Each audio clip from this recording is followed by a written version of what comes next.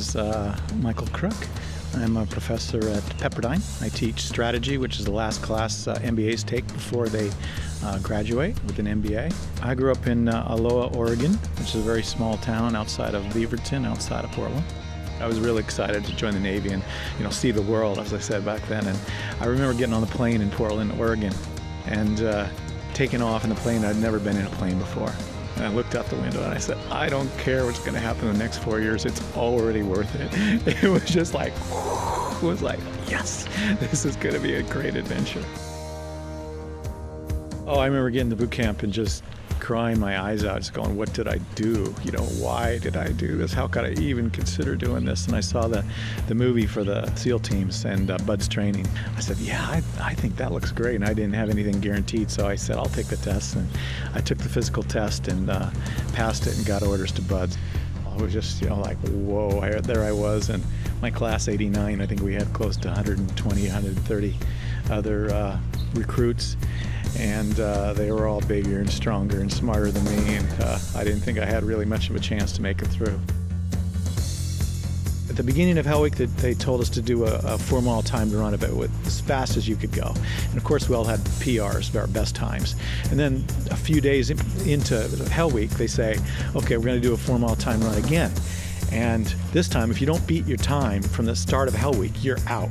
We're going to drop you. And of course, they weren't going to, but that's what they said. And right away, people were ringing the bell, going, no way, no way, no way. I'm not doing that. I'm tired of this.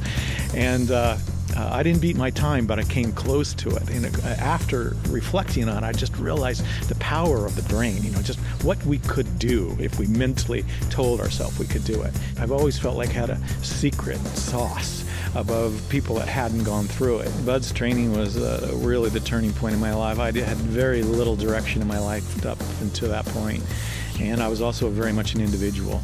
And Bud's training completely changed my way of thinking about that. In fact, I would have never made it through Bud's without being a team player. That's the common denominator of all, however many of us made it, 17 or 20 of us that made it, was we were all team players. That's the only way to get great things to happen.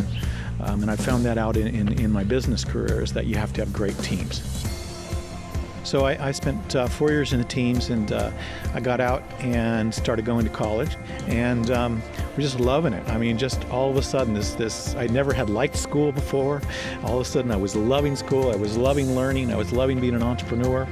Got a degree in forestry, worked in the woods a few years, and then I got an MBA. And my first job out of being an MBA was, I was headed to NASA, and I got a call from one of my professors. He says, hey, would you like to do a weekend project at Yakima, which was a rack company for skis, snowboards, kayaks, bikes, and for your car. And I said, sure. And I went there on the weekend, and they're all there. The people there are hanging out there in shorts. They're like, it's my tribe. I find my tribe. All these snowboarders and kayakers, and they're hanging out, just loving what they're doing. And I just said, whoa, this is what I've got to do. And that's how I got into the outdoor industry.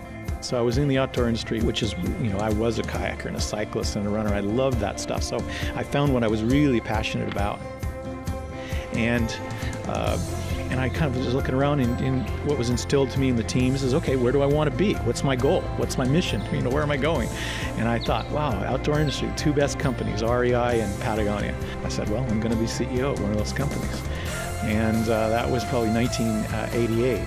And I became CEO of Patagonia in 1999. You learn in the teams how to think about things, how to think strategically, and then down to the execution and how to get it done. When you come out of the teams, people want to be around you. They want to be around that positive energy, that can-do attitude. And being such a team player, people wanted to work with you because you were a team player. You weren't trying to be an individual. I think that so many of the lessons in the teams are so applicable to the business world.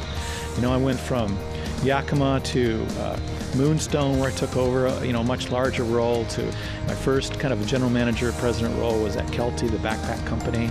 And then Pearl Izumi, which is a great cycling performance company, and then Patagonia. And after that, I went to a venture capital firm and founded that with Steve Case.